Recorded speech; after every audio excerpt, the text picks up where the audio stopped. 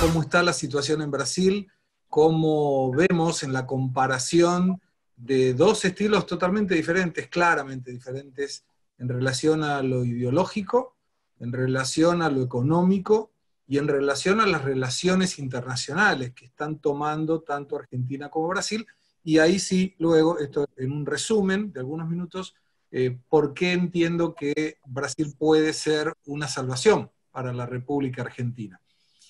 Me permito comenzar indicando que cuando uno tiene que comparar, y lo pregunta mucha gente, las diferencias entre Argentina y Brasil, yo estoy dando un ejemplo donde pretendo que la gente se sitúe como si estuviéramos en el mar con dos buceadores o dos buzos, donde uno, que es el buzo brasilero, estaba nadando hacia arriba, tratando de llegar a la superficie, con un interés de encontrar este año el equilibrio fiscal, para tener equilibrio entre los ingresos y los gastos públicos, recordando que Brasil realizó en el gobierno anterior de Michel Temer dos importantísimas reformas. Una fue la reforma del congelamiento del gasto público. Y esto fue por una reforma del Congreso a través de una reforma constitucional, no fue apenas una ley. De hecho, necesitaba 3/5 de la cantidad de diputados y de senadores para la aprobación. ¿Y qué establece esta ley? Determina que el gasto público solo puede ser ajustado en relación a la inflación del año anterior. No puede haber un aumento del gasto porque sí. Y esto le coloca un techo a toda y cualquier administración pública que, juntamente con una ley que había instrumentado Fernando Henrique Cardoso, que es la Ley de Responsabilidad Fiscal, coloca delimitados y claros límites, valga la redundancia, para que cualquier gobernador, cualquier presidente, cualquier intendente administre el dinero público. Porque la Ley de Responsabilidad Fiscal no permite, entre otras cosas, que en los últimos meses de un gobierno, por ejemplo, se pase a planta permanente empleados que estaban en la nómina de lo que sería empleados o cargos de confianza. Desde Brasil, hace mucho tiempo, todo lo que tenga que ver con el funcionalismo público se ingresa únicamente por concurso. No hay, salvo los cargos de confianza, no hay personas que entran porque son militantes de un partido, y cuando los cargos de confianza, concluido está el Estado, por el gobierno que cambió, se deben retirar también. En esta situación se da otra circunstancia que refuerza esta situación del buzo que subía, que es la reforma laboral de Temer en el 2017, que le arranca de cuajo toda intervención del sindicalismo en la economía diaria, porque le retira el aporte obligatorio para pasar a ser un aporte voluntario, con lo cual en los conceptos de la libertad, el empleado tiene la libertad de pagar o no pagar la cuota sindical, y para eso el sindicato lo tiene que convencer dando un buen servicio, con lo cual elevó, y en forma muy interesante, los servicios que los sindicatos prestaban y que hasta ese momento no necesitaban ser buenos porque tenían la obligación el empleado de pagar la cuota sindical. Un sindicato sin dinero ya sabemos que no funciona en el correcto accionar de lo que nosotros conocemos como sindicatos en Argentina.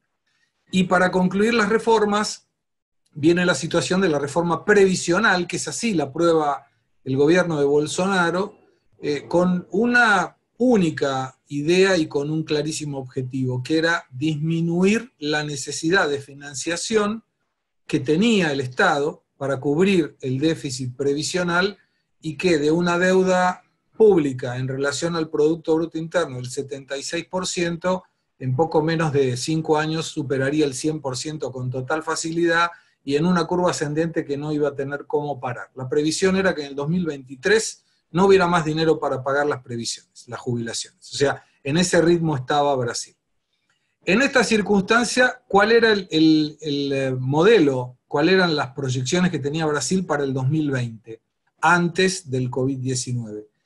Un crecimiento entre el 2.3 y el 2.5, con un crecimiento del 3.5 para el año que viene, con una tasa de inflación en el orden del 3.7 aproximadamente, con una tasa de interés del 3.75%, con superávit en la balanza comercial expresivo, 47.000, 48.000 millones de dólares, había tenido también una importante entrada de dólares porque fue Brasil el cuarto país en el mundo a recibir inversiones directas productivas, fueron 75.000 millones de dólares, entre el superávit y la balanza comercial y el ingreso por inversiones directas del exterior, estamos hablando de 125.000 millones de dólares, que es oferta de dólares, y que después de haber entregado Fernando Henrique Cardoso en el año 2003, 1 de enero del 2003, un banco central con reservas por 17.000 millones de dólares, hoy Brasil tiene 380.000 millones de dólares.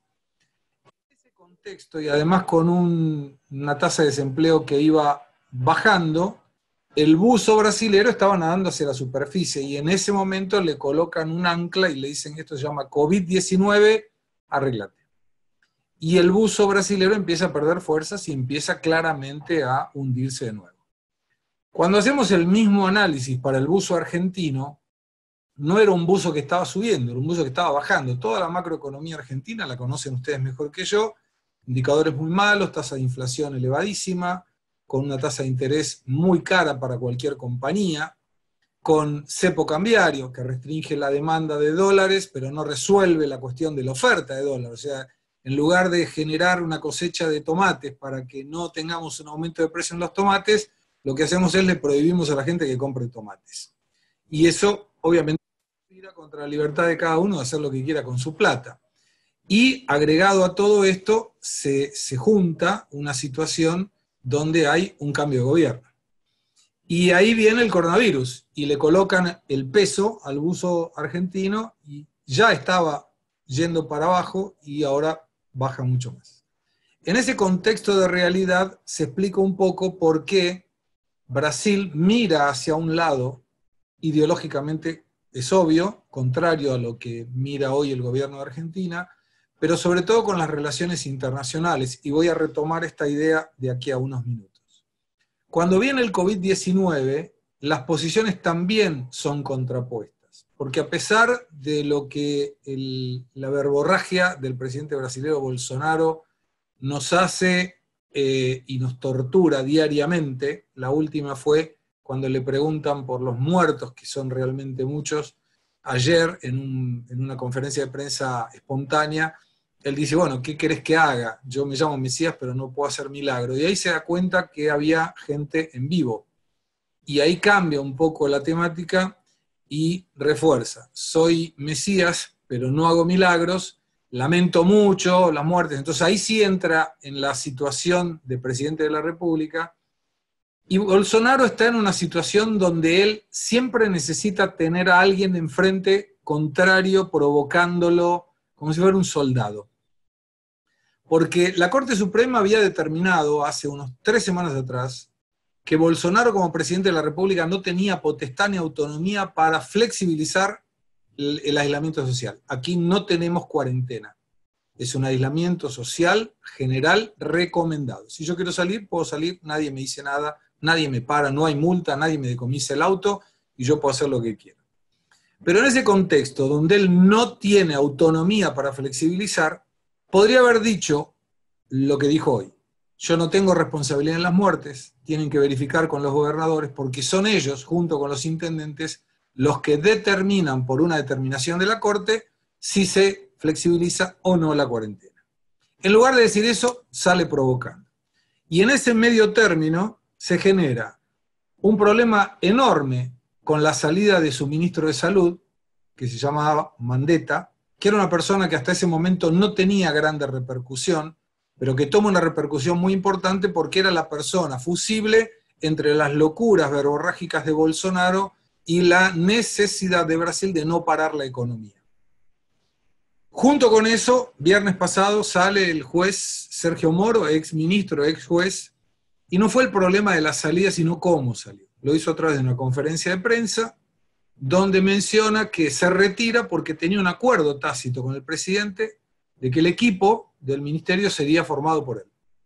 Y Bolsonaro, según Moro, le había pedido cambiar el director de la Policía Federal porque habían investigaciones que involucraban a sus hijos y que él no estaba sabiendo. A lo cual Moro le dijo, es correcto, yo hice ese acuerdo con vos, las investigaciones aún involucrando personas muy próximas al presidente, son investigaciones totalmente incólumes a lo que pueda ser una verificación de lo que es la ética de Moro, y prefirió retirarse.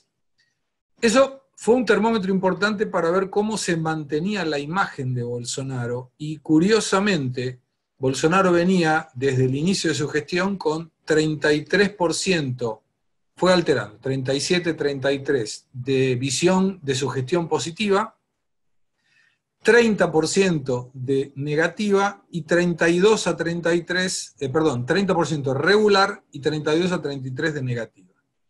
Se sigue manteniendo. Eso es lo que yo denominé la disonancia cognitiva militante. Es el grupo de fanáticos que ideológicamente, no importa lo que uno le diga, va a seguir apoyando a Bolsonaro el que apoya a Bolsonaro, al Partido de los Trabajadores el que apoya al Partido de los Trabajadores, y el resto va variando de acuerdo a lo que ocurre, a lo que lee o a lo que se informa.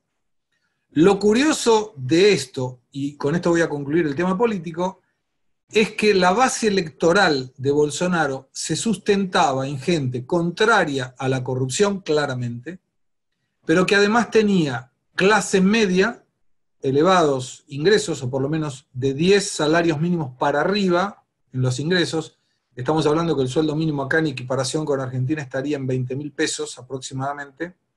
Estamos hablando de alguien que está ganando arriba de 200.000 pesos, y aquí serían 10.000 reales, y personas con un nivel educativo elevado. Esa gente hoy no lo apoya más a Bolsonaro, porque es la persona que no lo apoya incondicionalmente, no es el disonante cognitivo militante. Pero varió porque gente hoy de bajos recursos, personas que trabajaban en la economía informal, 54 millones de personas están siendo hoy de alguna manera auxiliada por una ayuda del Estado de $120 por mes durante 3 meses, porque la actividad económica está realmente muy mal. En todo ese contexto, el único gladiador que le resta a Bolsonaro se llama Paulo Guedes, que, como muy bien mencionaba Gerardo, es el que de alguna manera está haciendo la publicidad de todo lo bueno que puede tener un contexto liberal en el manejo económico de cualquier país. Propuso ahora un congelamiento de los sueldos públicos a nivel nacional, provincial y municipal por 18 meses. Esto pretende tener un ahorro para el Estado de 23.200 millones de dólares, que con eso va a auxiliar la falta de tributos, de recaudación, que van a tener las provincias y los municipios. ¿Por qué hace eso? Porque tiene el techo de gasto impuesto por la Constitución Nacional. El presidente del Banco Central, Roberto Campos Neto, dijo: Brasil no va a emitir. No queremos perder el control de la inflación en función de una necesidad de emisión monetaria, recordando y haciendo la salvedad que culturalmente aquí nadie piensa en dólares, y la forma de guardar dinero, de invertir, de gastar, siempre. Y como si eso fuera poco, lo que se mencionó es: Brasil tiene en este momento necesidad de emitir títulos públicos, porque tiene caja en función de las reservas internacionales, y sobre los 380.000 millones de dólares, el presidente Donald Trump, junto con otros 8 países, le ofreció a Brasil un swap cambial de 60.000 millones de dólares más caso los necesite. Entonces, en este contexto incluyo la situación donde siempre Guedes coloca a la Argentina como antítesis del modelo brasilero, que de hecho lo es, el buzo que sube con el buzo que baja. Pero fue muy categórico, y en el modo Bolsonaro de expresarse dijo: Brasil es un país de prosperidad, Argentina y Venezuela son países de desesperación, Brasil no va a ese modelo. Y cuando Argentina suspende la participación en las negociaciones, queda claramente demostrado que el punto de la balanza que generó todo esto se llama la calle Pou en Uruguay.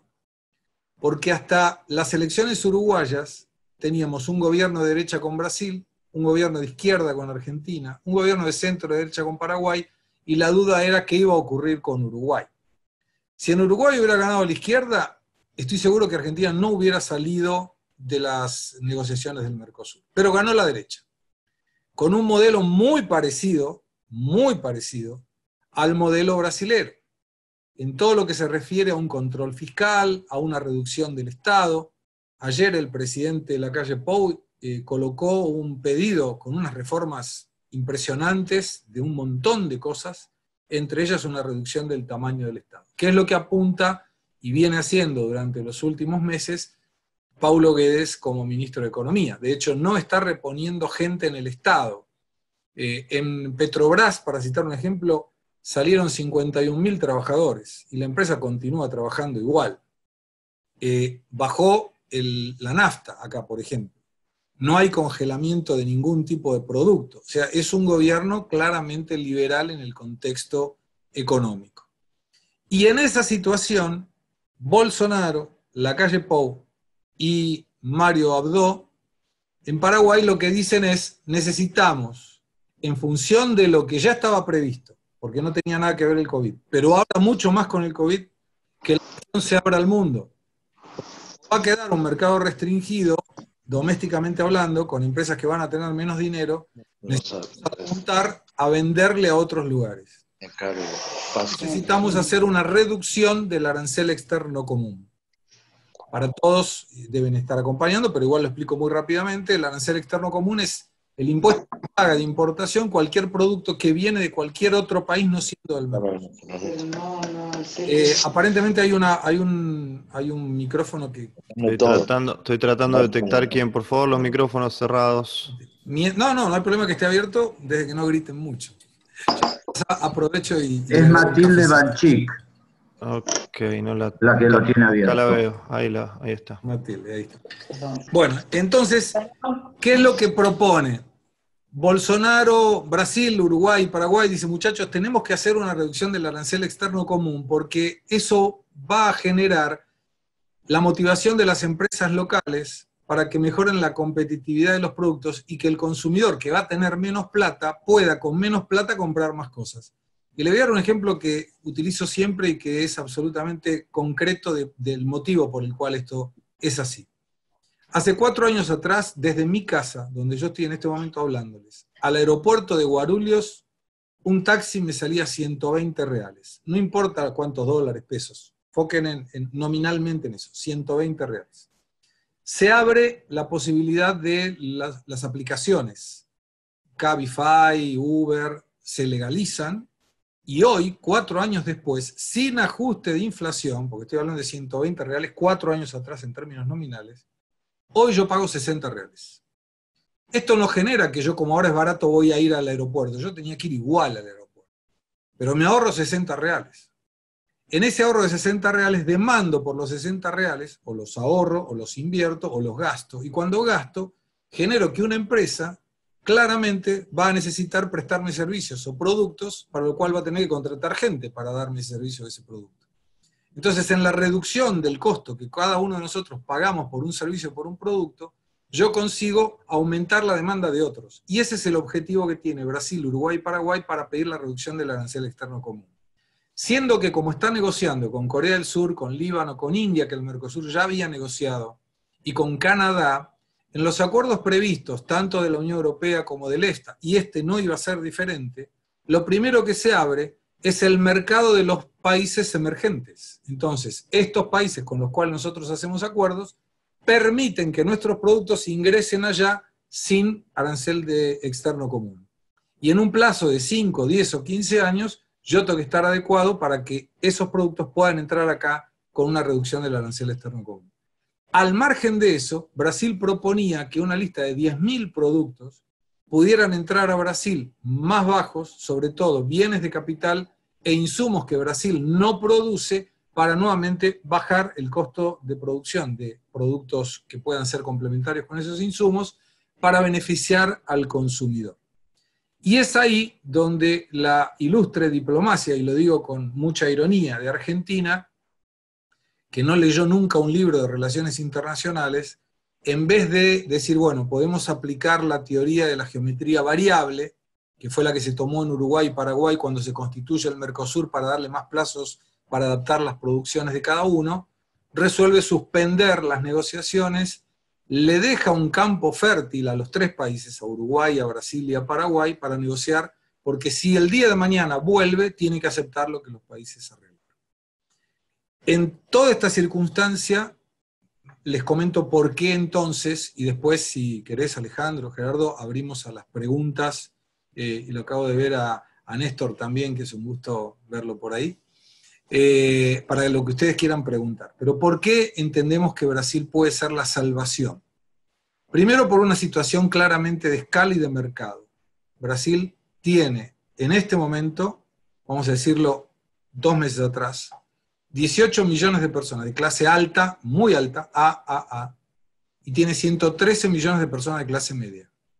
Suponiendo que esto le afecte mucho a la clase media, en la temática de que le afecta a la clase media, y que se pierda el 30% de esa clase media, que es una barbaridad y que no hay ninguna estimación de que pueda ser tan drástico, estamos hablando de 18 millones de personas de clase alta, que podrá tener menos ingresos, pero va a seguir siendo alta, y 80 millones de personas de clase media.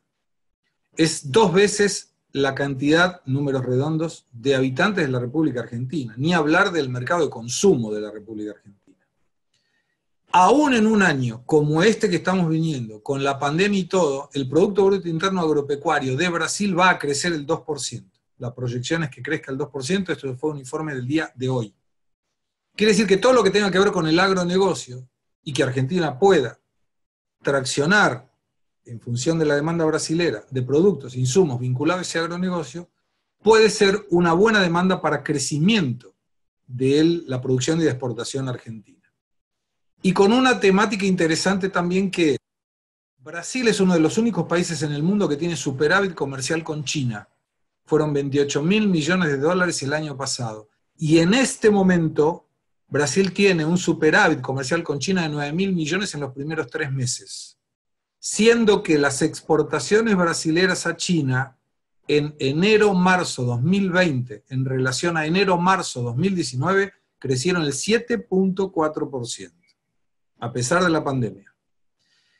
Brasil está con una intención de crecimiento de productividad muy interesante, porque tiene una tasa de interés que va a continuar bajando. La previsión que tenemos para este fin de año 2020 va a ser del 3%, donde, claro, no es una tasa de interés que las empresas puedan llegar a tomar, pero sí hay tasas de intereses donde hoy se consiguen con, al año, menos del 10%, y para algunas empresas que no tienen histórico financiero, 12%.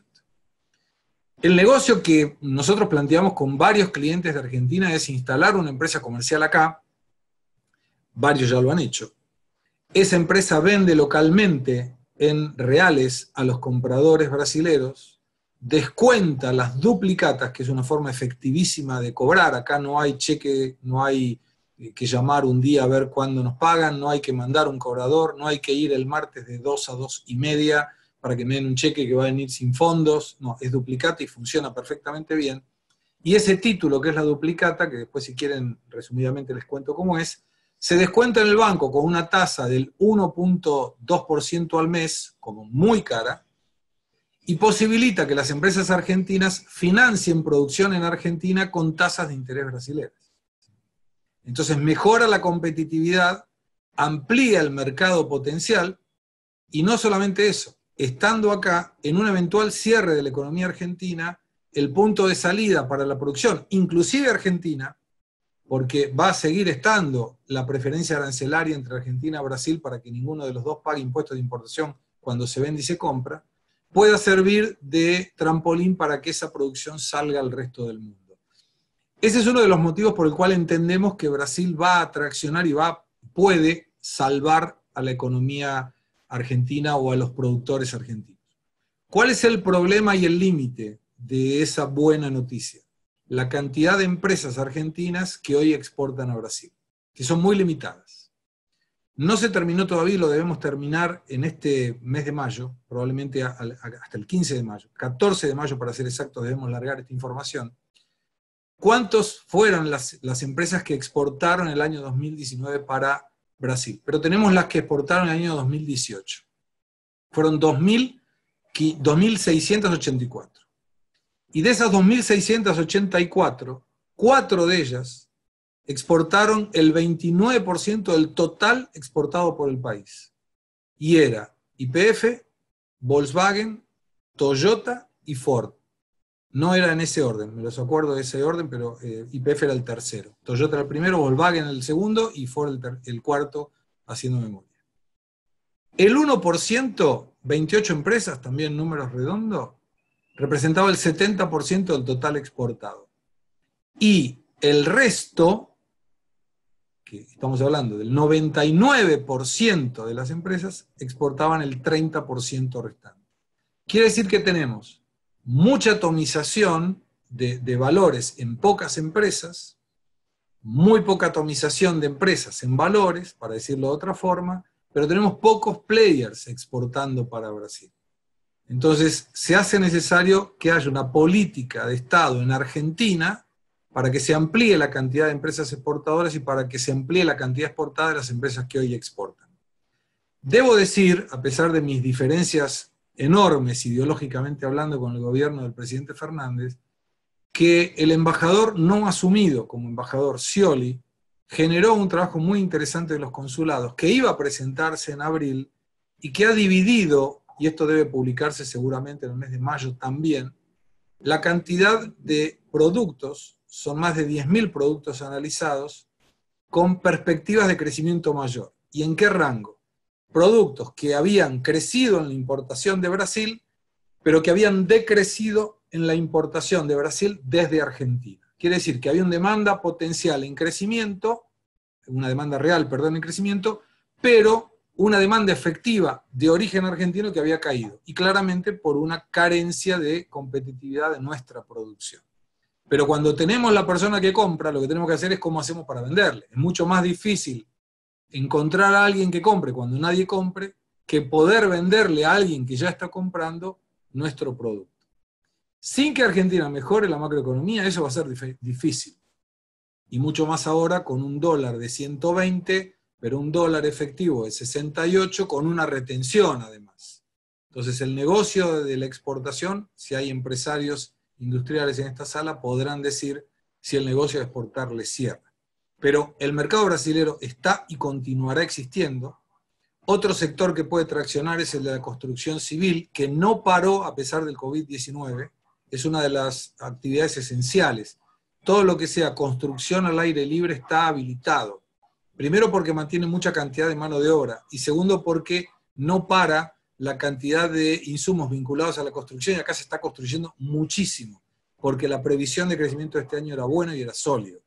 Entonces Brasil debe ser un buen fundamento para las exportaciones argentinas desde que Argentina internamente haga su parte, y tengo algunas dudas en relación a eso, sobre todo con política de Estado, tasa de interés, si eventualmente se baja la retención, si se sinceriza un poco el tipo de cambio, pero fundamentalmente en la amplitud de la cantidad de empresas y que las empresas que hoy exportan puedan exportar más. Claro que uno podría decir, sí, está bien, Brasil está importando, pero seguramente al comprimirse la demanda doméstica va a haber una retracción también en la compra. Y es viable, es posible. Pero el dólar caro que hoy tiene Brasil es caro para todos los que exportan a Brasil, no es más caro para nosotros. O sea, el costo es caro para todos. Y Argentina continúa teniendo mejores perspectivas porque no paga impuestos de importación y mejores logística, tiene mucha mejor logística, porque el tiempo es mucho más simple, culturalmente estamos más cerca, y cualquier problema que haya en una eventual importación complicada, es más fácil resolverlo cuando estamos pegados uno al otro que resolver un problema de un importador brasileño para una exportación que viene desde Italia, por citar un ejemplo. Así que ese es un poco el panorama, y por supuesto, Alejandro, si querés, habilitamos las preguntas. Genial, genial, muchísimas gracias. Realmente muy rico el análisis, Gustavo. Néstor, ¿querés? Lo veo a Néstor Sibón ahí, me parece que tiene... Eso, levantar la mano y... Sí, ¿querés romper el hielo, Néstor? Después tengo algunas por escrito. Activa el micrófono y te escuchamos. Mira, ahí te lo activé yo, creo. A ver. Ahí está. Ahí está. Bueno, en realidad pensaba escribirla, pero ya que me da la oportunidad. ¿Qué tal, Gustavo? Muchas gracias por la presentación. Te quería preguntar cómo arbitra Bolsonaro el hecho de ser un aliado político de Trump y el mayor exportador a China, siendo dos países que están en conflicto comercial casi permanente. Está de novio con los dos. Sí, está de novio con los dos. ¿Por qué? Porque Bolsonaro lo imita a Trump. Nosotros desde mucho tiempo, inclusive lo hemos dicho en tu programa, Néstor, es Trump sin plata. Bolsonaro es un Trump sin plata. Él imita lo que dice. Lo único que no se le ocurrió, menos mal, es sugerir que la gente se inyecte desinfectante. Pero cuando uno analiza, las locuras de uno y del otro tienen mucho de parecido. La situación es que Brasil tiene una enorme ventaja. Ideológicamente se colocó muy próximo a Estados Unidos, claramente orientado a una economía capitalista, liberal, tiene como modelo económico el americano, pero necesita y es necesitado por China. Primero porque China demanda muchos productos y por eso Brasil tiene superávit en la balanza comercial con China, uno de los pocos países en el mundo que consigue eso. Y además de otra circunstancia. Bolsonaro utiliza mucho la de el policía bueno y el policía malo. En general, él por su verborragia suele ser el policía malo, pero es una persona simpática si uno la conoce y la acepta como es. Pero tiene 3 policías malos y además catastróficos, que son los hijos de Bolsonaro. Cuando uno pregunta cuál es la oposición de Bolsonaro más efectiva, es la familia Bolsonaro. Es el número 1, el número 2 y el número 3, porque así lo llama. No es Carlos, Eduardo y Flavio, sino el número 1, número 2 y número 3.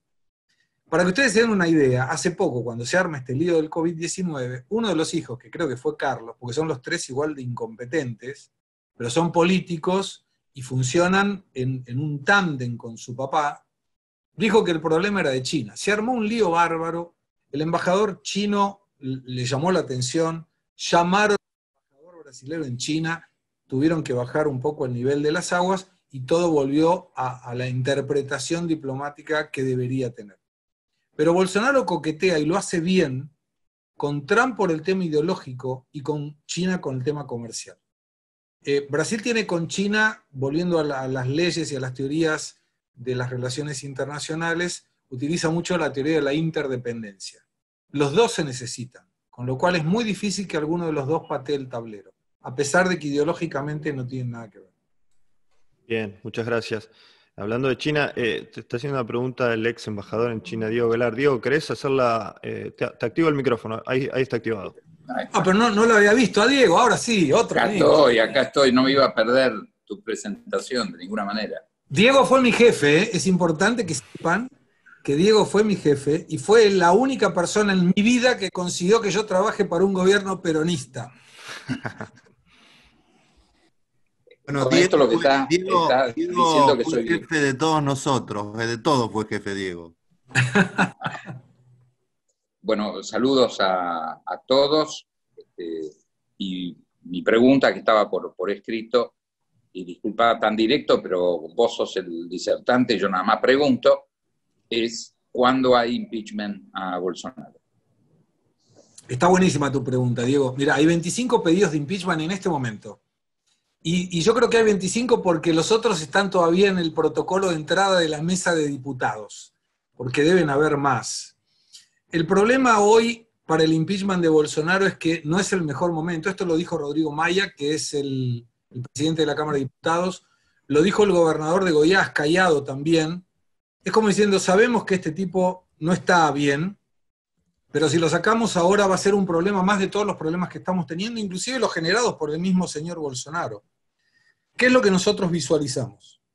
El tándem ese que le había situado de Paulo Guedes en Economía, Sergio Moro en Justicia y Seguridad, y Mandetta, que ahora es Stage y que es un buen ministro, el que está ahora también de Salud, migró para otro tipo de 3 ministros, que son ministros militares. Uno de ellos se llama Heleno, que es un general retirado, que es el secretario general de instituciones o institucional. El otro es Braga Neto, que es el jefe de gabinete, que acá le dicen jefe de la Casa Civil. Y el tercero es Ramos, que es el secretario de gobierno. Y que es el que le da el amparo del apoyo militar a Bolsonaro. Nunca, salvo en la dictadura obviamente, pero nunca en ningún gobierno democrático hubo tanta injerencia militar efectiva y en cargos de primerísima línea como lo hay en este gobierno. Con lo cual, lo que nosotros interpretamos es que de mantenerse el apoyo de esa base militar y no salir Guedes del gobierno, Bolsonaro va a tirar y va a seguir empujando, a pesar de estar arrastrándose en algunas situaciones, y la dependencia que va a haber, y esto va a ser en este año, obviamente, es si esa búsqueda de equilibrio entre lo económico y el cuidado de la salud se mantiene. Hoy, por ejemplo, para citar un ejemplo, en San Pablo, el aislamiento social se está cumpliendo en un 48%. Pero todo lo que decía Bolsonaro, no, tenemos que volver a la actividad, y que algunos pueden estar de acuerdo, otros no, y decimos siempre que las estadísticas te tocan y uno está de acuerdo si las mirás y las decís o si las aplicás. O sea, si yo tengo algún muerto por coronavirus en mi familia, voy a estar totalmente en desacuerdo con la flexibilización que propone Bolsonaro. Pero si yo tengo una empresa que se está fundiendo porque estamos todos en cuarentena y guardados, seguramente voy a decir Bolsonaro tiene razón. El Estado todo está dividido, Brasil está dividido, sin grietas, pero todos los fines de semana, sábado y domingos, hay carreatas dentro de los autos pidiendo la flexibilización de la cuarentena. ¿Y esto por qué se da? Porque los 54 millones de personas que estaban en la economía informal durante 3 meses están bien, no les sobra la plata, pero consiguen pagar la comida. Brasil generó, a través de una propuesta de Paulo Guedes, que sin la participación de los sindicatos, mi empresa, por ejemplo, puede negociar con nuestros empleados para hacer una reducción en la carga horaria, consecuentemente una reducción del saldo, del sueldo que ellos ganan, y el Estado paga la diferencia, también por 90 días. También generó que todas las contribuciones sociales de nivel nacional, lo que sería el IVA, que acá es provincial, pero para citarles un ejemplo, las empresas no precisan pagarlo hasta la facturación de $2 millones al año. Si empresas chicas no precisan pagar los impuestos nacionales. Y los bancos, públicos y privados, acceden a que durante 90 días no se paguen las cuotas de vencimiento para esa franja también. Inclusive para empresas más grandes también hemos tenido algunos casos.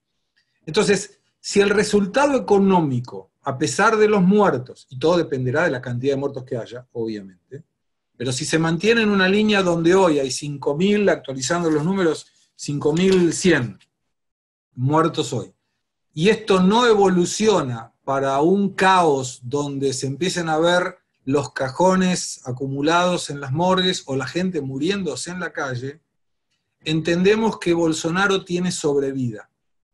Porque pasó lo mismo, Diego, cuando fue lo de Lula, con una crisis gigantesca de corrupción en el año 2005, la economía estaba bien y no prosperó el pedido de impeachment. Pero con 25 pedidos de juicio político, la verdad que uno no puede decir, quédense tranquilos, Bolsonaro llega hasta fin de año. De cualquier manera, la visión que la gente tiene de todos los militares que están en el gobierno, comenzando por el vicepresidente, que se llama Hamilton Mourón, es muy buena.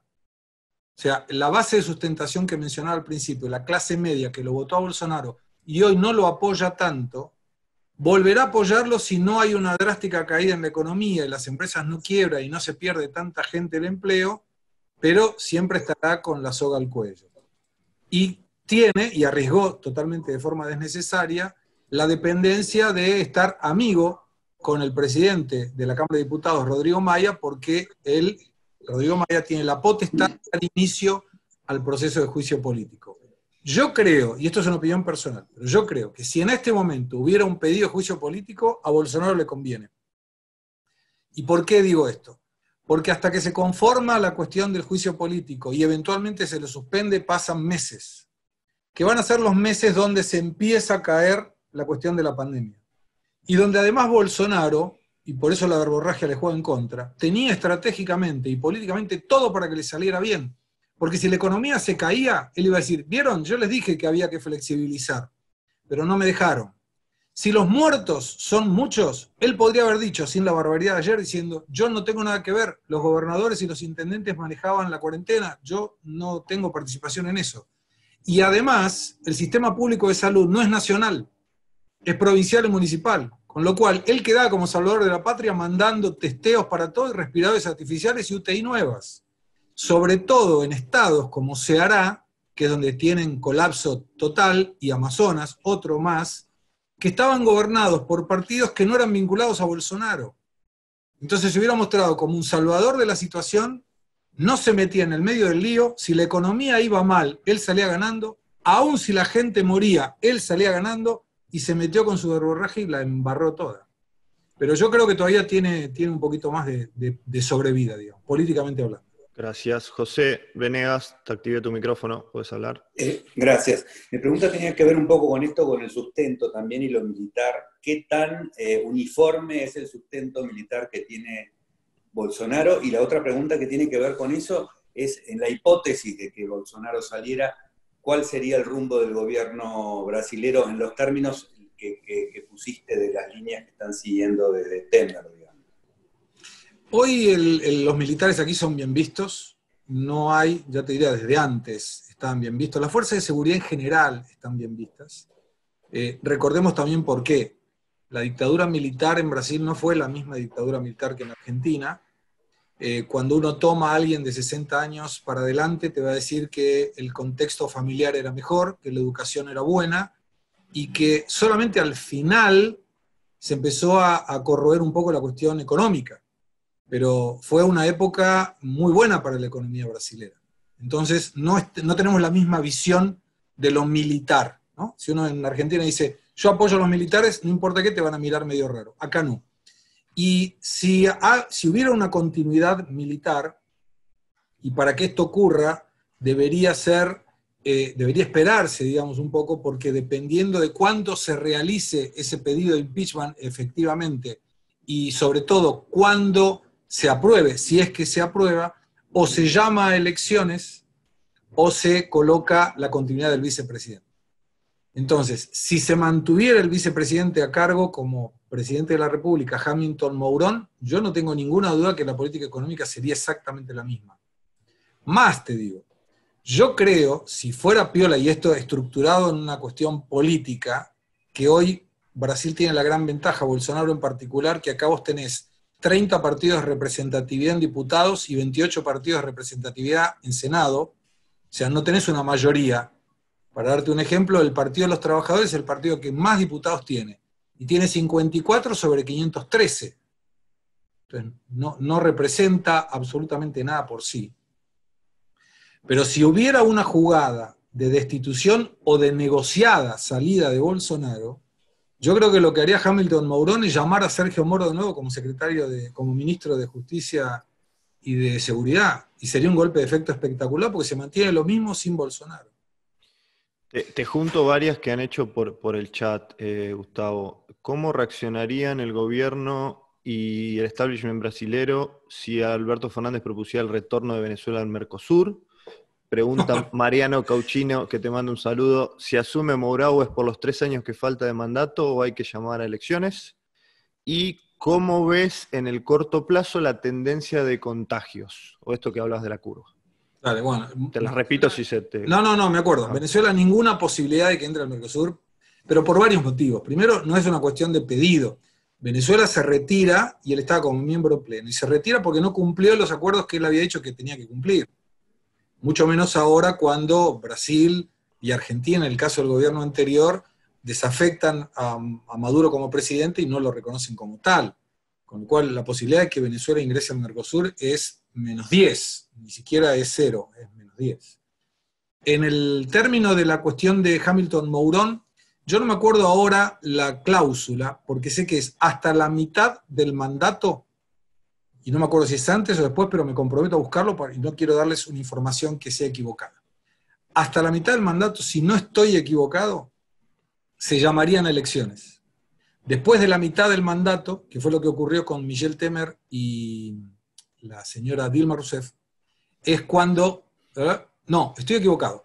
Hasta la primera mitad del mandato se continúa el vicepresidente, que fue lo que ocurrió con Temer, porque Dilma asume el 1 de enero del 2015 y se va en el 2016. Entonces no se había cumplido los 2 años. Después de los 2 años, si son los últimos 2 años, se llama a elección, o la dirección constitucional es que el propio Congreso elige al sucesor, no es que se llama elecciones. Vuelvo a repetir para que no quede duda. Hasta los primeros 2 años asume el vicepresidente, después de los segundos 2 años, si no estoy equivocado, y lo voy a chequear, el Congreso Nacional determina quién sería el presidente por el resto del mandato que falta. Y el tercero, en la cantidad de curvas, yo creo que va a aumentar. Brasil está en un crecimiento de la curva. Cuando uno verifica, sobre todo en ciudades de recursos económicos bajos, no están respetando nada la cuarentena, nada. Es como el Gran Buenos Aires. Cuando uno va al Gran San Pablo, lugares como barrios como Sapopemba, por ejemplo, Brasilandia, que son lugares de clase baja, uno ve vida prácticamente normal, es donde más muertos hay en relación a los contagiados, y los barrios donde hay más contagiados, que son los de clase media, que sobre todo empezaron a contagiarse porque venían del exterior contagiados, no están teniendo la cantidad de muertos que tienen los barrios de clase baja. Y acá se vuelve a dar otra circunstancia de análisis en relación al sistema público de salud y el sistema privado.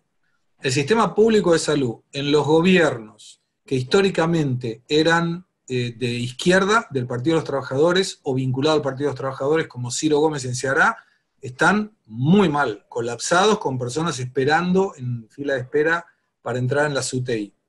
El sistema privado de salud, a nivel general, está bien, no está colapsado, y en lugares por San Pablo, por ejemplo, el sistema privado de salud está en el 61% de su utilización para UTI y respiradores. O sea, tiene todavía un poco más de cuerda. Pero cuando uno toma la cantidad de muertes por dolencias respiratorias agudas, hay lugares donde aumentaron el 6.000%, por ejemplo, y 4.000%. Ceará y Amazonas son 2 casos.